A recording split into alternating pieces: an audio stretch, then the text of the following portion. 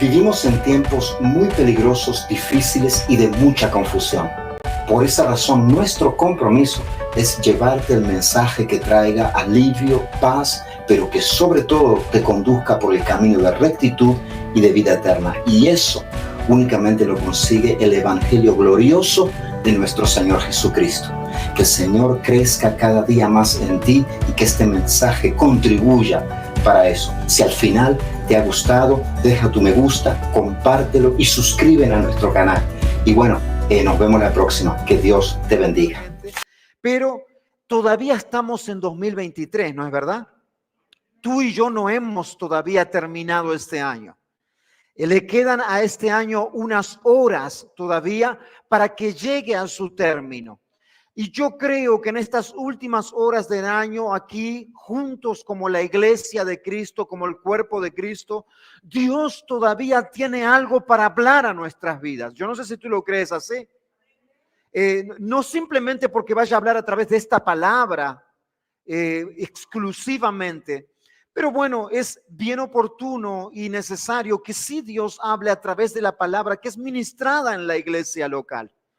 Nosotros vemos que en Apocalipsis, cuando el apóstol Juan, inspirado por Dios, habla a las diferentes iglesias, trae mensajes diferentes a las iglesias, a las 7 iglesias. ¿Por qué? Porque la condición de cada iglesia espiritual es diferente. Y esta iglesia local somos uno. Dios tiene un mensaje hoy para mi vida, para tu vida, si eres parte de la iglesia, que va aplicado a tu vida espiritual. Y va a ir aplicado también, por supuesto, a tu vida práctica en este último día del año. Por lo tanto, yo quiero invitarte a abrir la palabra del Señor en la carta a los Hebreos, capítulo 11. Y vamos a leer desde el versículo 24. Yo tengo que confesarte que tenía una batalla enorme con respecto al mensaje, pero como siempre Dios define y Dios sabe lo que hace, y Él sabe, mi Señor, que hoy más que nunca mi confianza para exponer este mensaje está completamente en Dios. Abramos la palabra de Dios en la carta a los Hebreos, capítulo 11, versículo 24. Y vamos a ponernos de pie, por favor. Si tú no tienes la Biblia, puedes ahí mirar en tu iPad, tu teléfono. Y si es en el teléfono, después que lees la Biblia, lo dejas a un costado, ahí lo apagas y lo dejas ahí a un costado. ¿Estamos todos ahí listos? El mensaje de hoy tiene por título: termina un año, pero no tu historia. Termina un año, pero no tu historia. Entonces vamos a leer comenzando en el versículo 24 del capítulo 11 de la carta a los Hebreos. Y dice así: por la fe, Moisés, hecho ya grande o hecho adulto, rehusó llamarse hijo de la hija de Faraón, escogiendo antes ser maltratado con el pueblo de Dios que gozar de los deleites temporales del pecado, teniendo por mayores riquezas el vituperio de Cristo que los tesoros de los egipcios. ¿Por qué? Porque tenía puesta la mirada en el galardón, en la recompensa. Por la fe dejó a Egipto, no temiendo la ira del rey, porque se sostuvo, se mantuvo como viendo al invisible. Por la fe celebró la Pascua y la aspersión de la sangre, para que el que destruía a los primogénitos no los tocase a ellos. Y por la fe pasaron el Mar Rojo como por tierra seca, e intentando lo mismo los egipcios fueron ahogados. Padre, te damos gracias porque esta es tu palabra, Padre, es tu poderosa y es tu bendita palabra.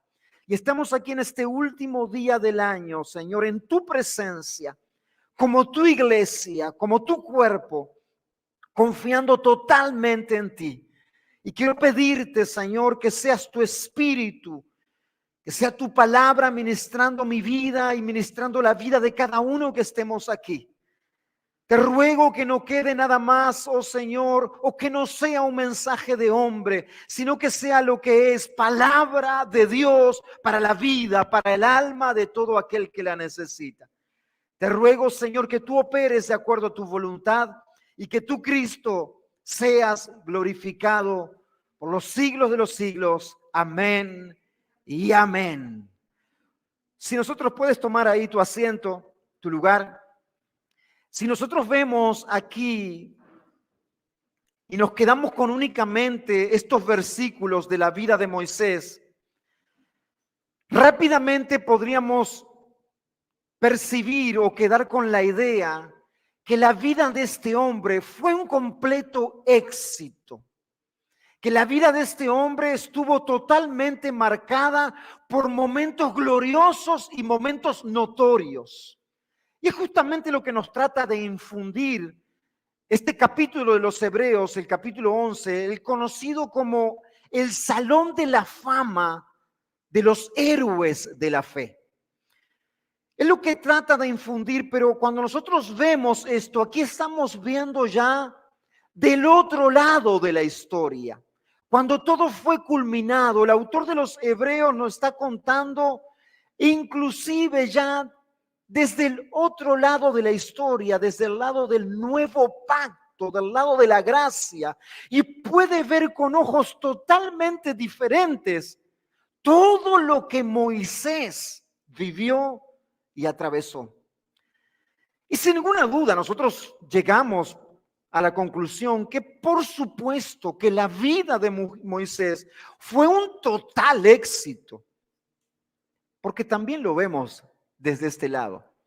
Sin embargo, si nosotros vemos donde comienza todo, donde se nos relata en el libro de Éxodo, el momento en donde Moisés nace, bajo qué circunstancias, nosotros nos empezamos a ver de una realidad que más se asemeja a la vida nuestra que a esto que se nos está revelando aquí en estos versículos de la carta a los Hebreos. Para comenzar, nosotros vemos en el libro del Éxodo que se nos cuenta que cuando nació Moisés, el faraón en ese tiempo había decretado de que todos los niños varones, cuando las parteras los tuviesen en su mano, tenían que morir.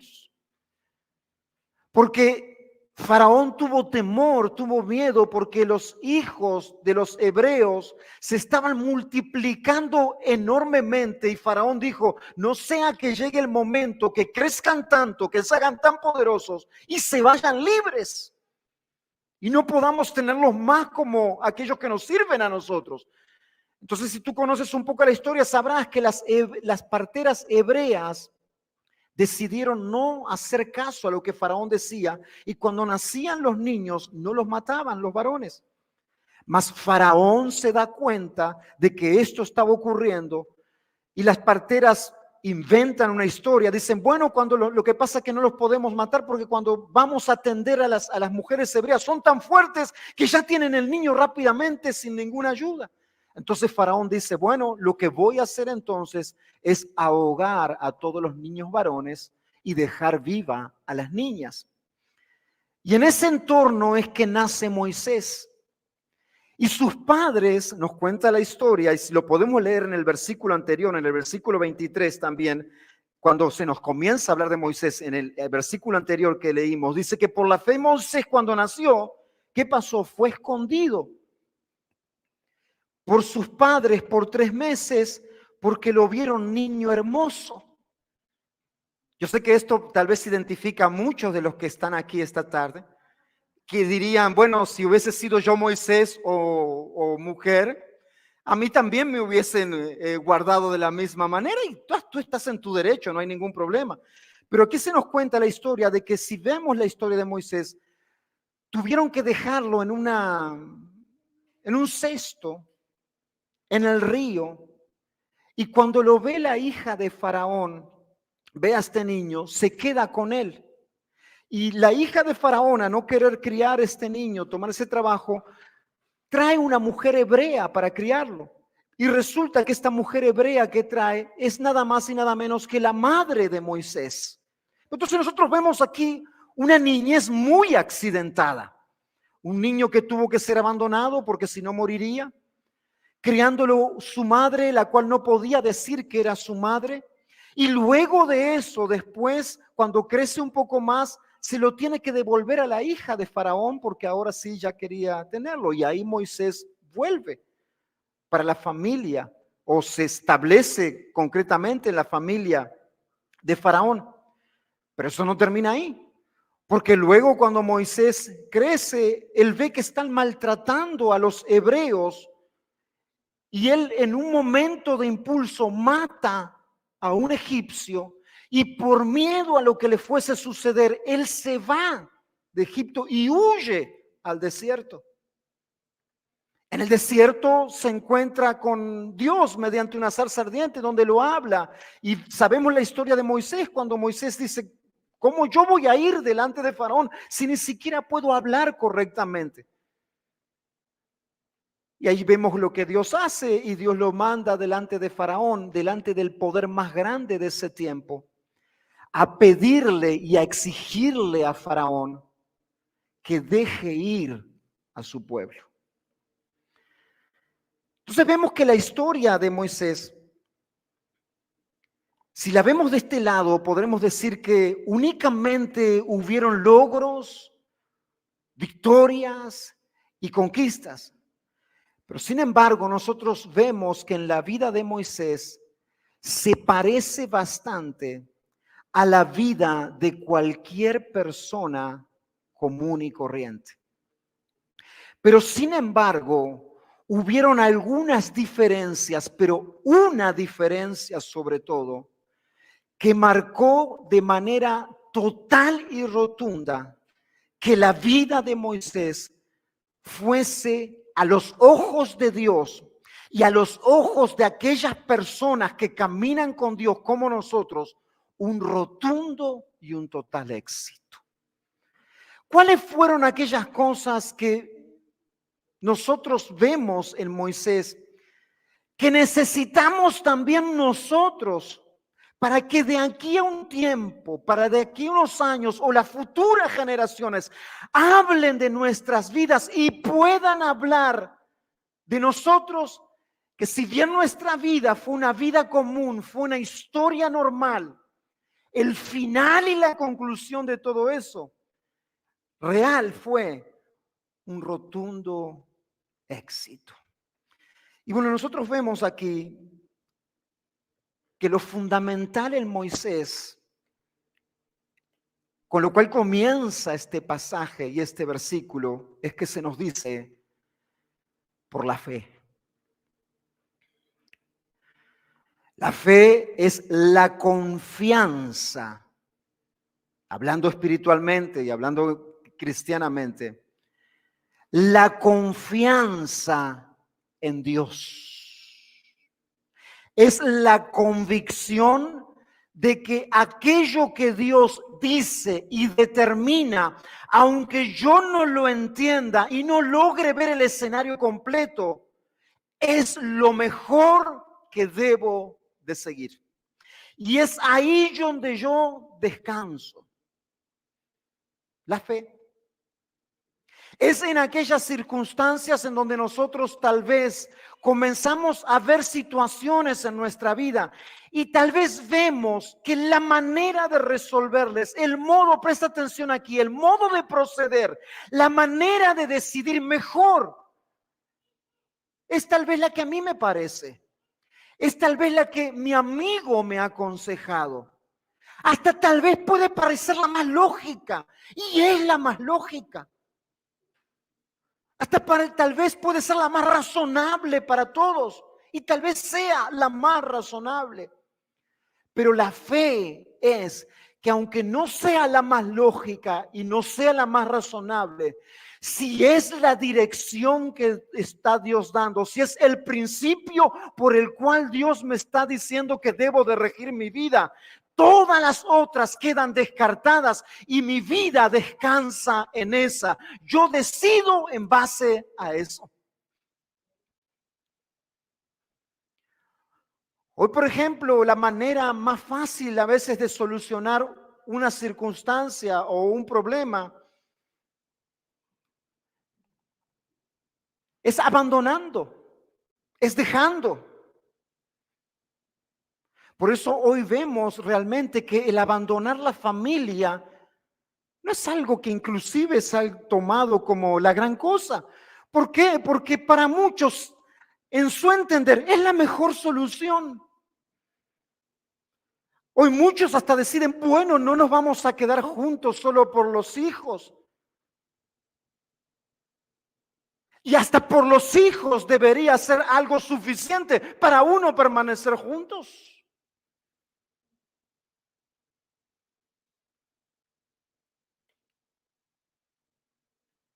Cuando Dios decide o determina un principio, una forma en la cual nosotros debemos decidir, la fe es que mi vida va a caminar en base a eso. Mis decisiones van a estar en base a eso. Y eso parece ser que caracterizaba la vida de este hombre, de Moisés. Por eso nos dice que por la fe Moisés, ¿qué fue lo que Moisés hizo? Presta mucha atención. Por la fe Moisés, hecho ya grande, adulto, alguien que realmente puede discernir, puede pensar, adulto, alguien que tiene los mismos deseos, las mismas pasiones, las mismas necesidades, los mismos problemas que cualquier ser adulto tiene. ¿Viste esas mismas situaciones que tú tienes hoy? ¿Viste las mismas tentaciones que tú tienes hoy? ¿Viste los mismos problemas que yo tengo hoy como adulto? También los tenía Moisés.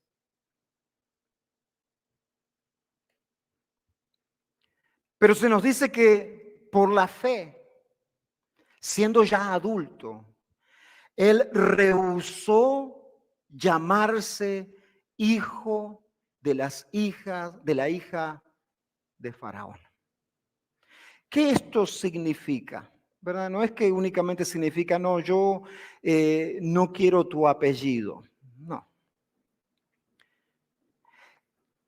Significa que él rehusó a tener los privilegios que implicaba a ser parte de la familia más poderosa en ese tiempo. Él rehusó. Él rechazó eso. Y se nos dice que esto no fue porque realmente a cambio veía algo más valioso, natural o terrenalmente, sino que fue por la fe.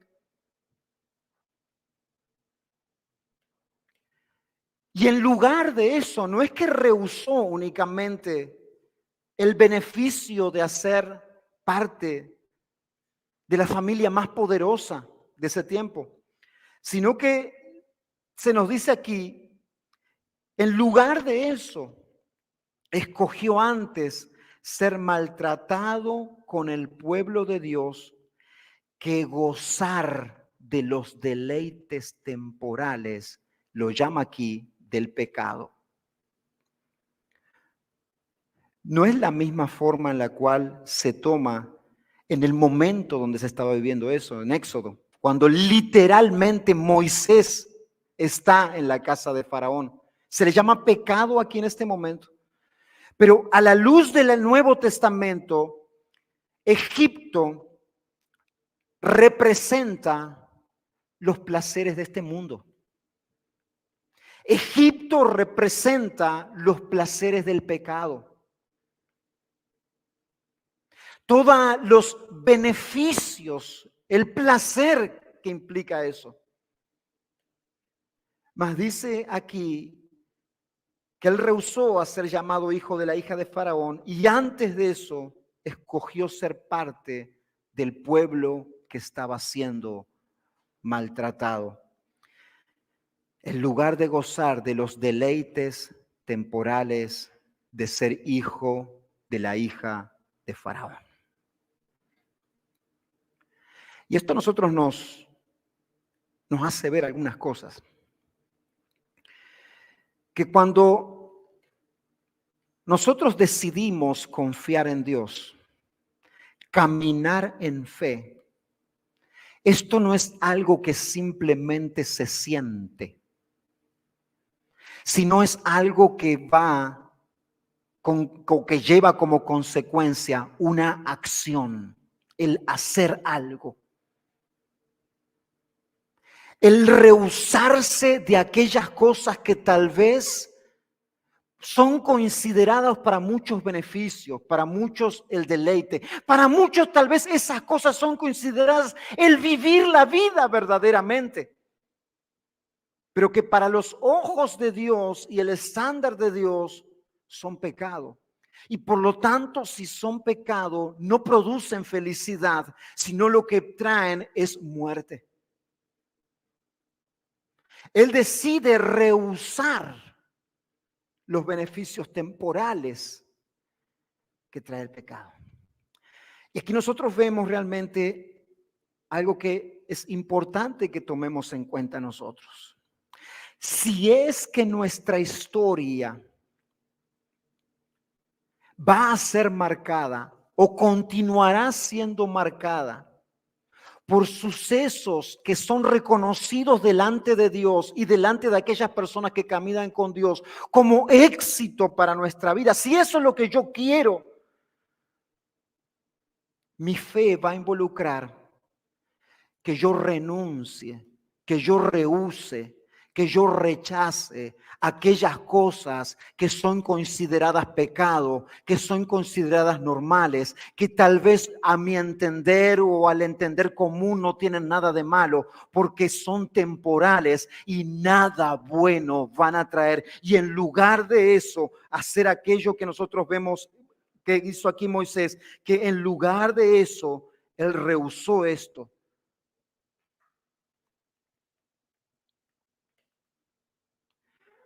Y rehusó esto porque el versículo 26 dice que teniendo por mayor Moisés, por más valioso, presta atención, por de mayor valor, las riquezas, el vituperio de Cristo, que los tesoros de los egipcios. Y ahí es donde el corazón de la persona es puesto en una balanza.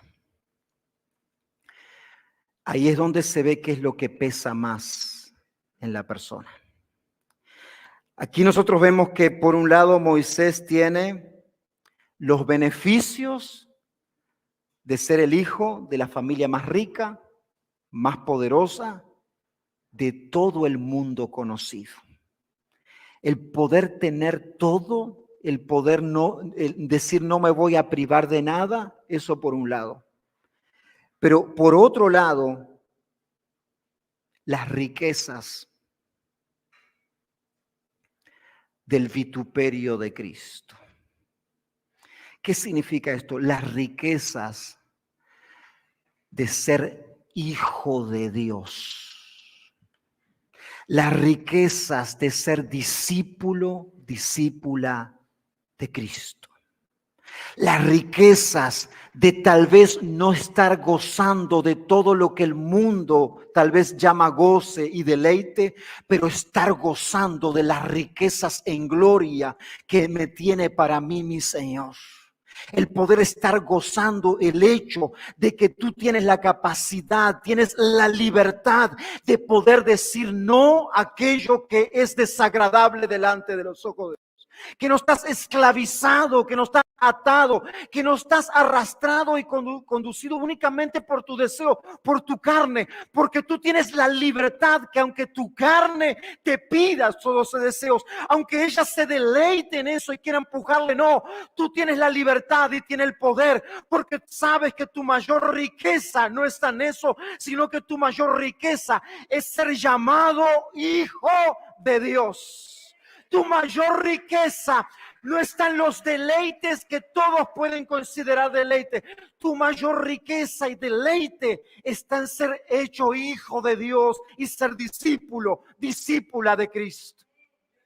Y eso se ve cuando, se ve en el momento en el cual tú tienes que rehusarte, que tú tienes que rechazar algo a lo que Dios no está aprobando en tu vida. Eso se ve en el momento donde tú tal vez tienes que renunciar a algo que tú ves ganancioso, pero que a los ojos de Dios no es aprobado. Es ahí donde tú pones en la balanza y dices, wow, esto realmente es beneficioso, esto me sirve. Y más, hasta esto me trae deleite por momentos. Pero es ahí por donde otro lado dice, pero no es aprobado a los ojos de Dios. Y tú miras por un lado las riquezas del vituperio de Cristo y ves por otro lado aquello que consideras riqueza, que en realidad es pobreza. Y es ahí donde tú tomas la decisión y es ahí donde se determina si tú confías en Dios. Yo quiero preguntarte, ¿cómo ha sido este 2023 hasta el día de hoy que no ha terminado? ¿Qué ha tenido más valor en tu vida? ¿El ser llamado discípulo de Cristo, hijo de Dios? ¿O los placeres temporales que tú puedas conseguir y que en esos están tu riqueza? Yo quiero preguntarte en este año 2023, ¿qué ha pesado más en tu balanza? ¿Qué es lo que ha tenido más valor? Porque hoy tal vez es el día en el cual tú debes de tomar una decisión y renunciar, rehusarte tal vez aquellas cosas en las cuales hasta tú consideras beneficiosas y deleitosas, pero que son desaprobadas a los ojos de Dios. Tal vez es hoy el día en donde tú vas a comenzar a caminar como se nos enseña que caminó Moisés, y tal vez de aquí al final del 2024 tú puedas ver tu vida y los que te observan puedan ver tu vida y decir, hay una enorme conquista en la vida de esa persona, en la vida de ese hijo de Dios, de esa hija de Dios, porque déjame decirte algo, eso se ve. La fe no es invisible, porque la fe viene acompañada con obras, porque la fe sin obras no es fe, la fe sin obras es muerta. O sea, la fe sin obras no es fe.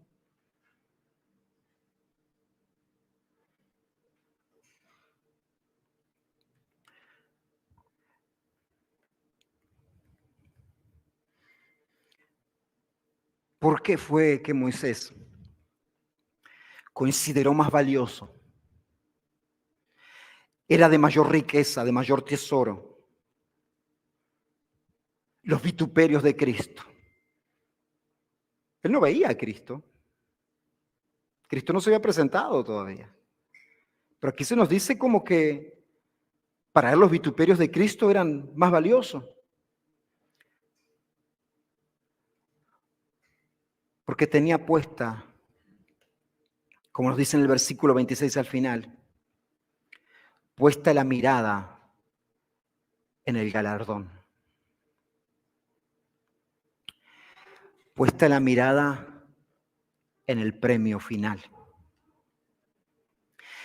Puesta la mirada en la recompensa. Y esa recompensa era más valiosa que cualquiera de las otras cosas que se presentaban como con valor y se presentaban como algo deleitoso.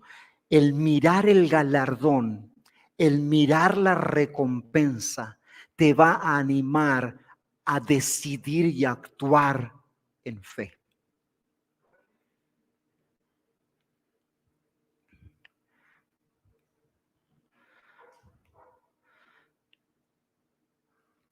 Hay en otro pasaje en donde se nos habla justamente de la carrera que tenemos por delante, justamente también en la carta a los Hebreos. Y en esta carrera que nosotros tenemos por delante en nuestro caminar cristiano, nuestros ojos, nuestra mirada debe estar puesta en el galardón, debe estar puesta en la meta, puesto los ojos en Jesús, el autor y consumador de nuestra fe.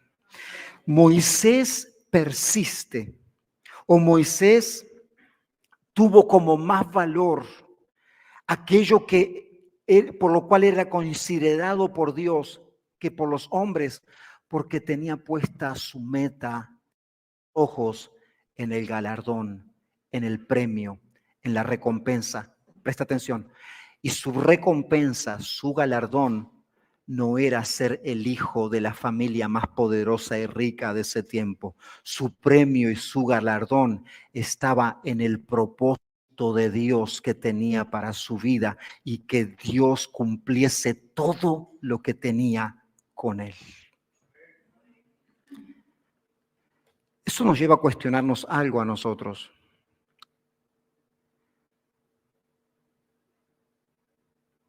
¿Por qué tú vienes a la iglesia?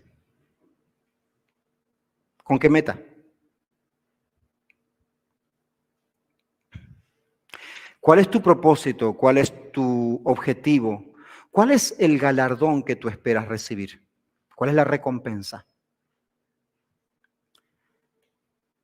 ¿Por qué tú eres cristiano? ¿Por qué tú te esfuerzas en seguir los mandamientos y los preceptos de Cristo? ¿Por qué te esfuerzas en tu santificación y quieres ser cada día más como Jesús? ¿Por qué? ¿Qué es lo que tú esperas a cambio? ¿Cuál es la recompensa más grande y final que te motiva a hacer eso? Si bien yo quiero aclarar algo, nosotros recibimos recompensas constantemente de la mano de Dios, porque un matrimonio es garantizado 100% que mejora del cielo a la tierra cuando comienza a venir a la iglesia y buscar de Cristo. Eso es garantizado y eso es una recompensa, ¿no es así? Una recompensa. La vida del individuo particular, personal, es garantizado 100% sin ninguna duda. ¿Qué mejora? Se hace una mejor persona cuando comienza a venir a la iglesia, cuando comienza a leer la palabra, cuando comienza a vivir la vida cristiana. Mejora, ¿no es verdad? O sea, presta mucha atención porque es garantizado 100% que la vida de cualquier individuo, hombre o mujer, es garantizado 100% que mejora sí o sí por el hecho de venir a la iglesia y caminar con Cristo.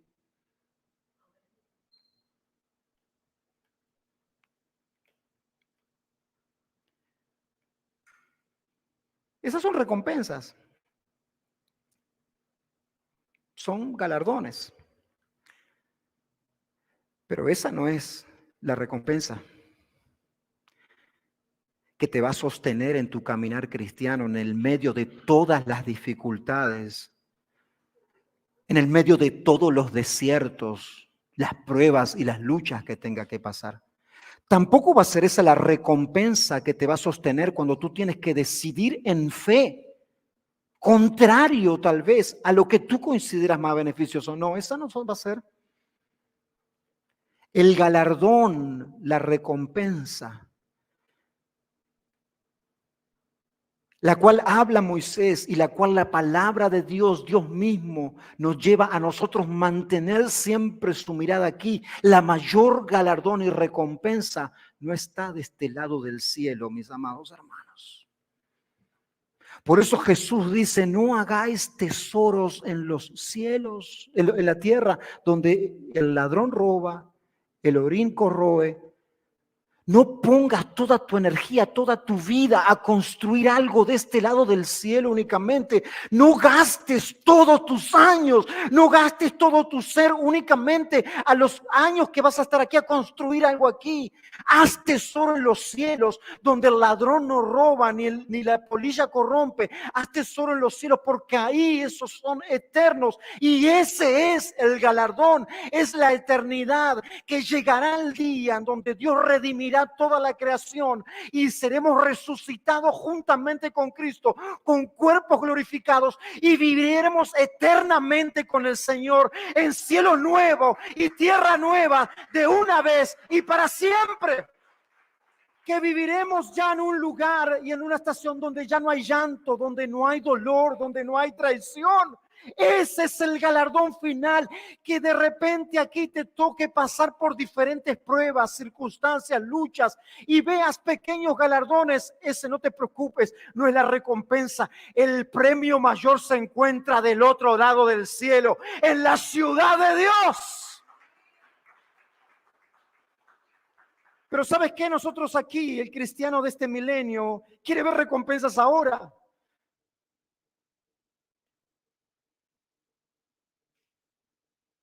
Y claro que la vemos, pero nuestra mayor recompensa ya fue conquistada por Cristo para nuestras vidas y es garantizada.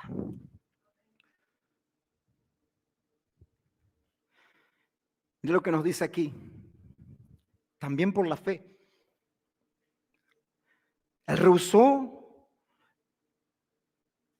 los privilegios, rehusó los deleites, rehusó todos los beneficios que podría tal vez tener de Faraón, pero que sabía que eso no estaba agradando a Dios. Él rehusó todo eso por la fe, pero se nos dice también que por la fe dejó Egipto. Dejó Egipto. Y si tú te recuerdas, la primera vez que dejó Egipto, Moisés, no fue por la fe. ¿Por qué fue? Por miedo.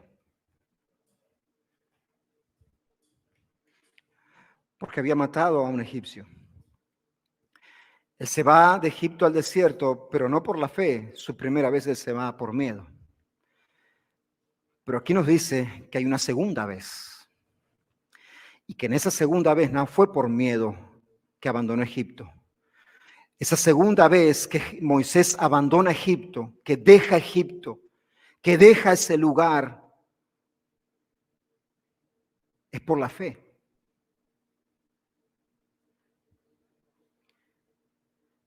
Porque ya no tenía miedo. Porque el perfecto amor de Dios, echa fuera todo miedo, echa fuera todo temor. La segunda vez que Moisés deja Egipto, no lo deja por miedo.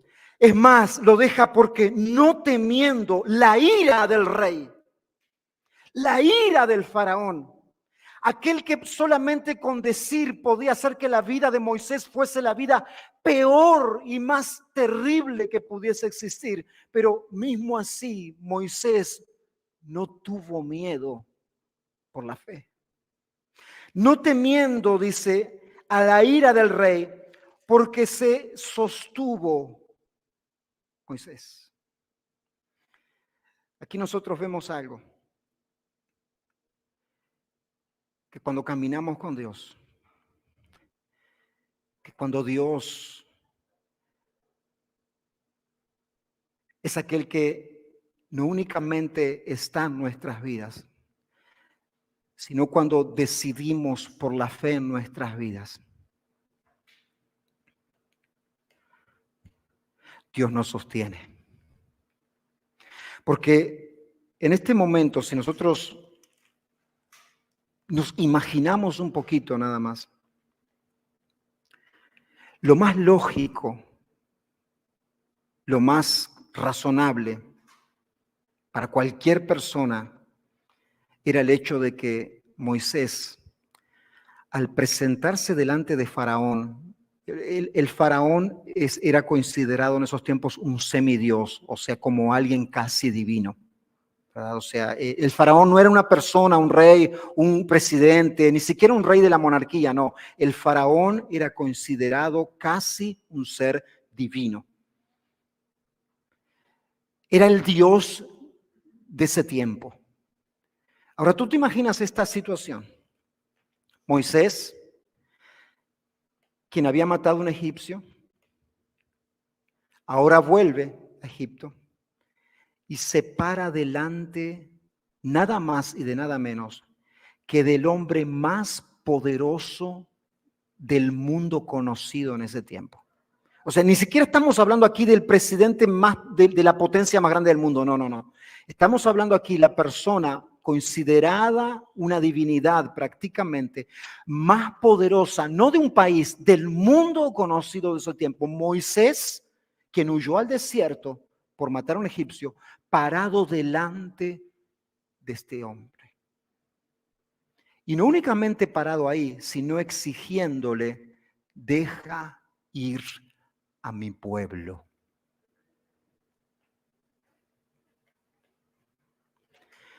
Pero se nos dice aquí que por la fe, Moisés no tuvo miedo. Y no es verdad, no es verdad. Este año ha sido complicado, como decía la pastora, ¿verdad? Ha sido difícil. Tenemos, sí, muchísimas cosas para agradecer a Dios, pero humanamente ha sido un año bien escabroso, bien difícil. Ha sido un año de bastante incertidumbre. Uno ve, ¿verdad? Sobre todo este año ha sido y está siendo todavía un año muy complicado en la economía, ¿no es verdad? Y estamos en América, ¿no? Ha sido un año y está terminando un año muy difícil económicamente realmente. Y si hay algo que infunde miedo o incertidumbre es cuando la economía está mal, ¿no es verdad? Por eso Jesús, cuando tiene que definir a otro Señor, no le llama al otro Señor, no es Satanás para Jesús, ¿sabías? Cuando dice no podés servir a dos señores, un Señor es el único y verdadero Señor, nuestro Dios, y el otro Señor no es Satanás, son los bienes, las riquezas. Porque bien sabemos que cuando la economía anda mal, cuando las cosas no están lo suficiente, prácticamente tenemos que vivir de fe y gloria en gloria. Parece que este Señor se levanta con poder y nos empieza a querer subyugar, ¿no es verdad? Estamos preocupados, ¿cómo vamos a hacer? ¿Cómo vamos a cumplir con las deudas? ¿Cómo vamos a pagar? ¿Y qué va a pasar el próximo año? Este Señor comienza a levantarse como un poderoso y da miedo. Hay momentos en que vienen situaciones particulares a nuestra vida, especiales en nuestra vida, que nos infunden verdaderamente miedo. Tú sabes algo, y esto es impresionante. Solamente aquí en Estados Unidos, en Estados Unidos, en este año, han habido en adultos, no adolescentes ni niños, en adultos 50,000 suicidios de hombres. No hombres y mujeres, hombres. El incremento, tristemente, en los adolescentes en esto ha crecido enormemente. Quien tiene jóvenes o adolescentes sabe verdaderamente. Es que hay una verdadera incertidumbre en nuestro tiempo que no disminuye, que crece.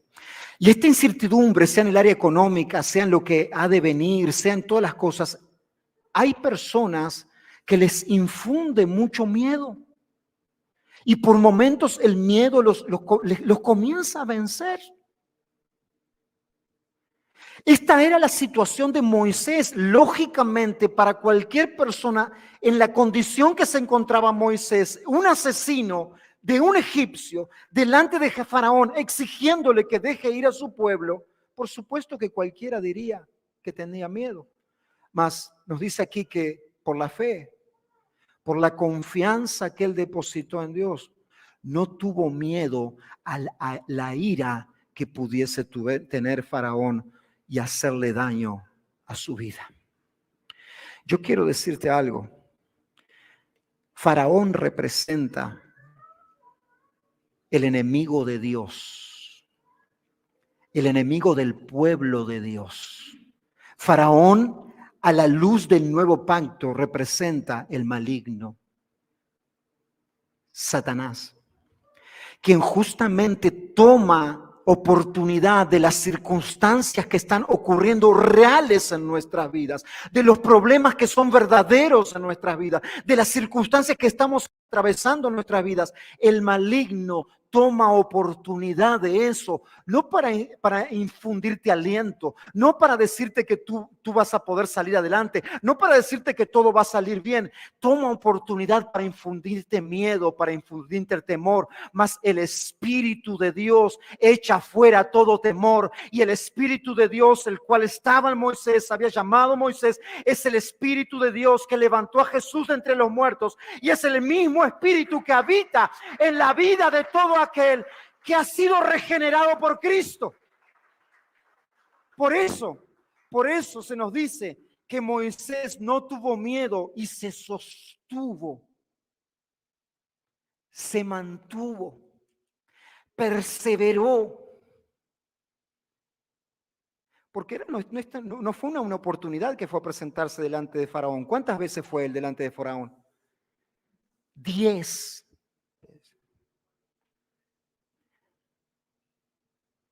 La última vez fue la determinante.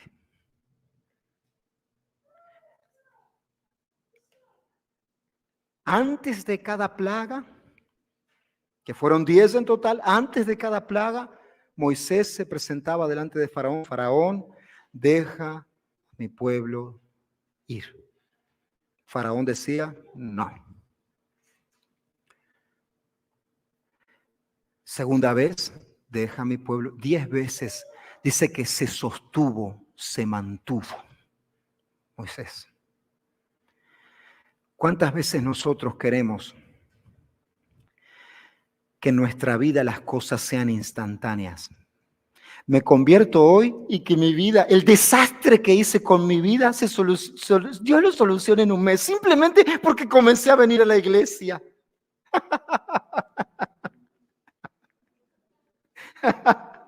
Ay, Hugo, yo me acuerdo de eso.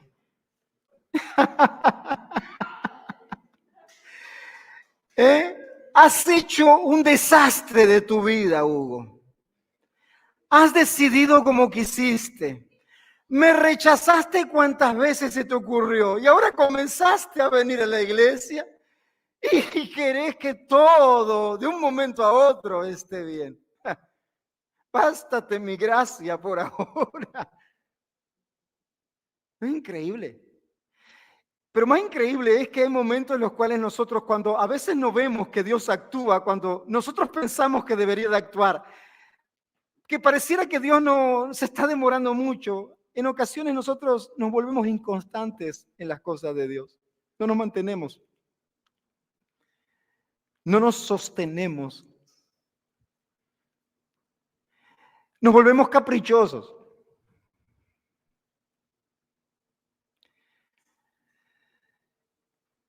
Pero aquí se nos dice que se sostuvo.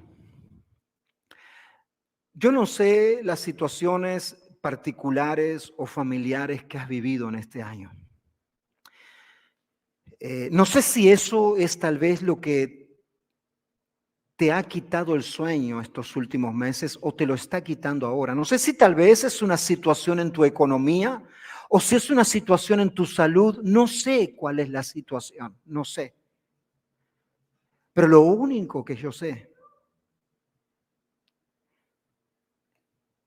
es que tú tienes que mantenerte, tú tienes que sostenerte, tú tienes que permanecer. Porque Dios es que ha usado eso para atraerte hacia Él. Y si nosotros vemos aquí cosas que podemos aplicar y debemos aplicar en nuestra vida que Moisés hizo para que se pueda contar el testimonio que se cuenta en la carta de Hebreos hoy. Si nosotros decimos, wow, realmente el actuar por fe, el sostenerme, el no tener miedo, el renunciar o rehusarme a los deleites por tener mayor deleite en las cosas de Cristo. Si tú crees que eso, que es la decisión que Moisés tomó día a día, no una vez, constantemente en su vida. Si tú dices, bueno, si yo tomo esas decisiones Y si yo sigo esos pasos, podré construir un testimonio de logro, de victoria, como se cuenta aquí sobre Moisés. Todavía nos queda lo más glorioso, lo más poderoso, porque aquí se nos dice que él se sostuvo, no por su fe, aunque eso fue necesario, no porque se rehusó, no porque tenía la capacidad de perseverar, se sostuvo como viendo al invisible. Oh, wow. Se sostuvo como viendo al invisible.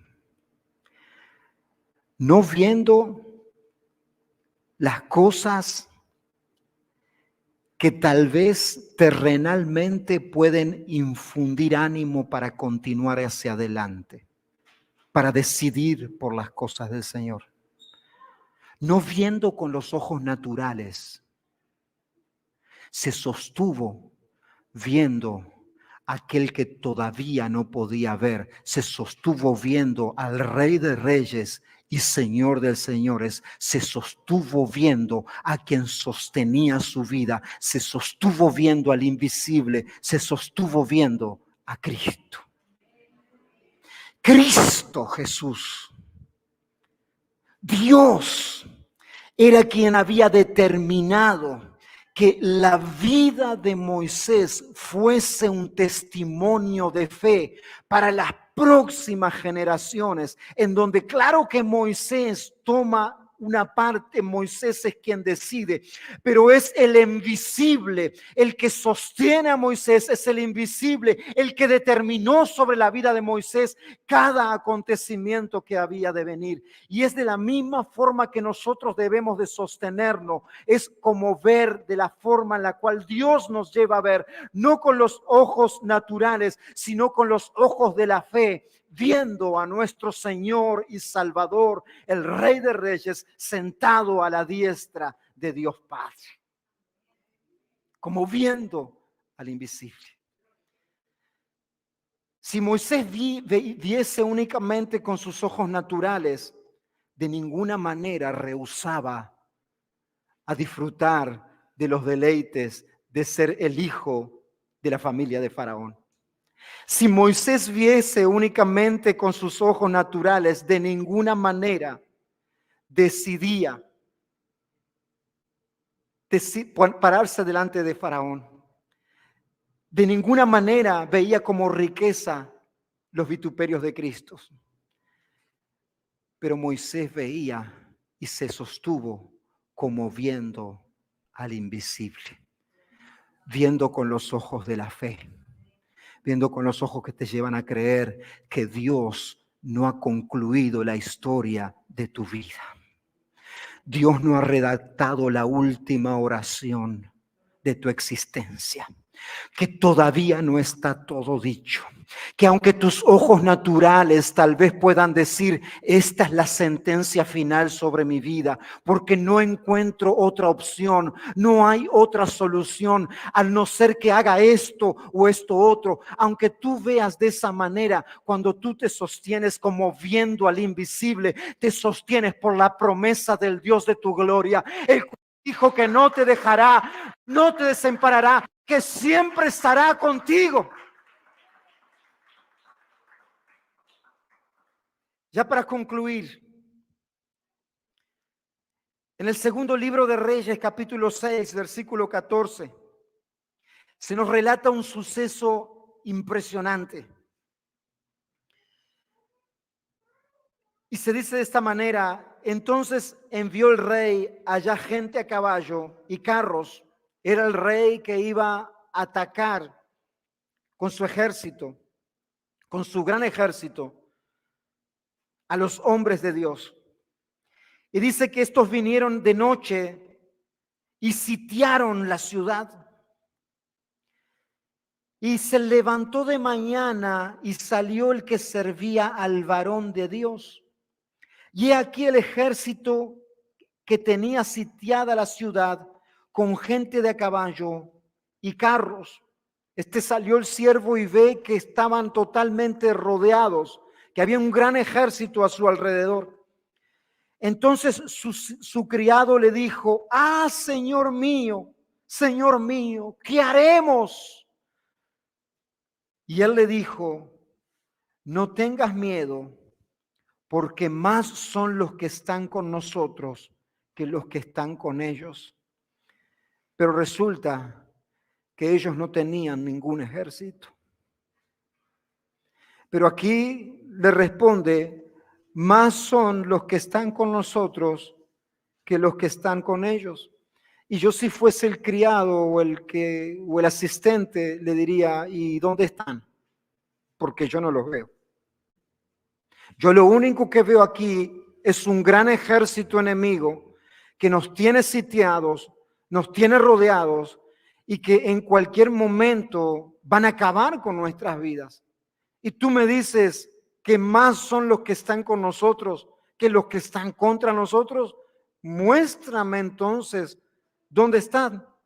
Y oró Eliseo y dijo: te ruego, oh Señor, te ruego, oh mi Dios, que abras sus ojos, que abras los ojos de mi criado para que pueda ver. Ahora yo me pregunto, ¿el criado era ciego? No, ¿verdad? Estaba viendo el ejército que estaba alrededor de él y los había sitiado, este gran ejército. Pero acá vemos a Eliseo rogándole a Dios que su criado, que no era ciego, pudiese ver.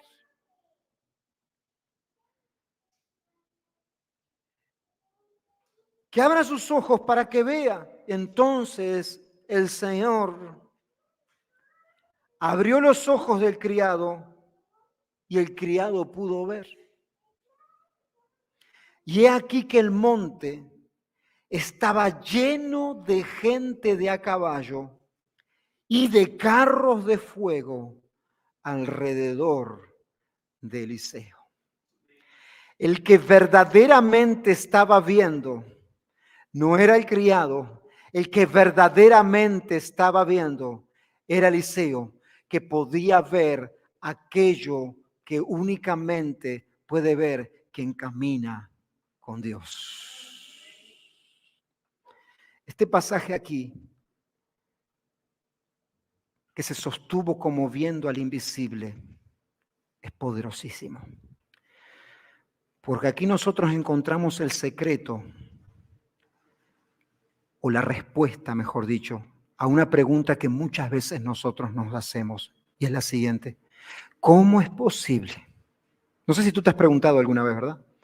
¿Cómo es posible que fulano se mantenga en los caminos de Dios, siendo que él es fiel a Dios o ella es fiel a Dios, siendo que busca del Señor, que ora? ¿Cómo es posible que se sostenga si le está yendo peor en la vida que aquel otro que no sigue de Dios? ¿Cómo es posible? ¿Cómo es posible que se sostenga? ¿Cómo es posible que se mantenga? Humanamente yo no veo, o sea, yo veo todo lo contrario para que, o todo lo más favorable para que esta persona de una vez por todas opte por seguir el camino que otros están siguiendo, porque al entender humano, a la vista humana, ese camino no está funcionando. ¿Cómo es que esa persona permanece, se sostiene, a pesar que tal vez de otra forma a los ojos humanos le estaría viendo mejor? ¿Sabes por qué se sostiene? Porque esa persona no se sostiene por los ojos naturales. Esa persona se sostiene como viendo a lo invisible, aquel cual lo llamó, aquel cual lo rescató, aquel cual le dio un nombre y aquel cual tiene una promesa preparada en su vida, la cual no va a ser cambiada, en el cual lo ha salvado y lo ha rescatado, porque esa persona se sostiene viendo a su Cristo y eso es su mayor riqueza. Eso es su mayor riqueza. Y este pasaje que leímos termina diciendo: porque por la fe. ¿Qué hizo más por la fe? Por la fe celebró la Pascua y la aspersión, o sea, el poner en los dinteles de las ventanas y las puertas la sangre del cordero, para que el que destruía los primogénitos no los tocase a ellos. Esto está aquí hablando de aquello que sucedió en el libro de Hechos, de Éxodo, capítulo 12, en donde el Señor instituye la primera Pascua para su pueblo. Por la fe. ¿Por qué por la fe? Porque Moisés no sabía realmente, no tenía lógica, que el matar un cordero y poner la sangre en los dinteles de las puertas sería algo que funcionaría y que los libraría de la muerte que vendría a los primogénitos de los egipcios, como realmente ocurrió. Él no sabía que eso funcionaría, pero fue así. Está hablando de la primera Pascua que fue instituida. Cuando Dios le habla a Moisés y a Aarón y le dice a su pueblo, presta mucha atención, ya termino, le dice a su pueblo esto, este pueblo de Dios, pueblo hebreo, en Éxodo capítulo 1, este mes os será principio de los meses para vosotros, será el primero en los meses del año. Ese es el momento en donde Dios determina que su pueblo saldría libre de la esclavitud de Egipto y que a partir de ese momento se comenzaría a contar una nueva historia, un nuevo comienzo. Le dice, este será para ustedes el comienzo del año, porque hoy comienza para ustedes una nueva historia. Hoy ustedes salen de la esclavitud a la libertad. Por eso es que el año bíblico hebreo comienza en la Pascua, ya sea en fines de marzo o primeros días de abril. El año bíblico hebreo comienza en la Pascua, en el momento en el cual ocurrió esto. Y para nosotros la Pascua, que nos libertó no de una esclavitud temporal, sino que nos libertó de la esclavitud del pecado, nos quitó de ese lugar. Nuestra Pascua es Cristo. Es el Cordero que se hizo sacrificio una vez y para siempre. Por eso se nos dice, limpiaos pues de la vieja levadura. Deja atrás lo de tu antigua naturaleza, para que seáis masa nueva, sin levadura como sois. Porque nuestra Pascua, nuestro comienzo de año, nuestro comienzo de una nueva historia, porque nuestra Pascua, que es Cristo, ya fue sacrificada por nosotros. Y esta tarde que vamos a participar de la Cena del Señor,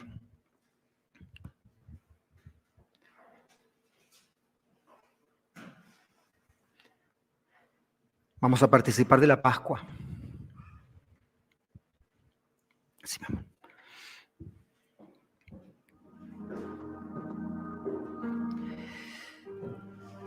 Como se nos dice en 1 Corintios 11, 23, 30, dice, porque yo recibí del Señor, yo recibí de Cristo, lo que también os he enseñado, que el Señor la noche que fue entregada tomó pan. Y yo quiero, esta vez vamos a la celebración de la Pascua diferente. Si Giovanni, tú agarra este lado la jugo de uva y Angie, por favor, de este lado el pan.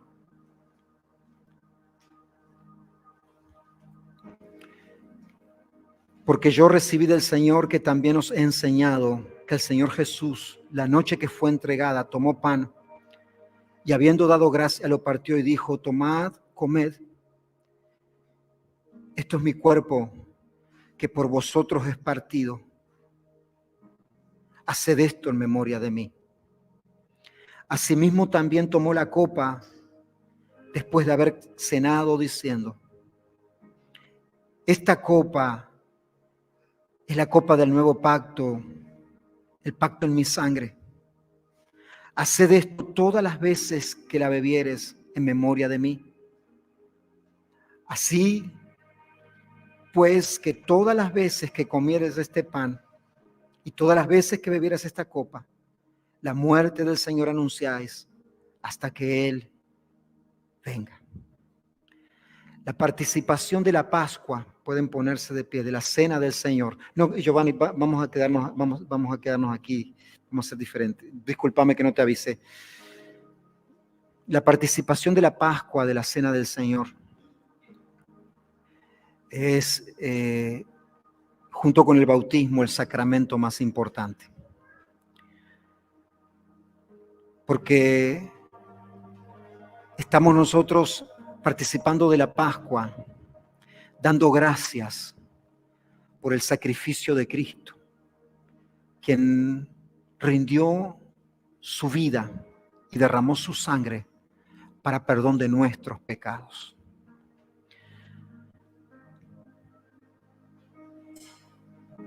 Y la conmemoración de la Pascua, espiritualmente, tiene un peso bien importante. Es la memoria en el momento en el cual nuestros pecados fueron perdonados ahí en la cruz. Pero nuestros perdonados no fueron perdonados gratuitamente. El juicio que debía de caer sobre mí, sobre Hugo, cayó sobre Cristo. La muerte que debía caer sobre mí, cayó sobre Él. Y por eso yo puedo ser perdonado y libre del pecado. Esta tarde vamos a participar de la cena del Señor. Y lo estamos haciendo diferente a las otras veces porque nosotros tenemos que tener la conciencia de lo que es participar de la cena del Señor. Y el Señor nos manda a participar de la cena no indignamente. ¿Qué es participar indignamente del cuerpo de Cristo? Participar indignamente del cuerpo de Cristo es si yo entiendo que no he nacido de nuevo, que todavía permanezco esclavo del pecado. Y eso lo sabe únicamente tú, únicamente tú. Por eso vamos a orar. Quiero invitarte a que tú cierres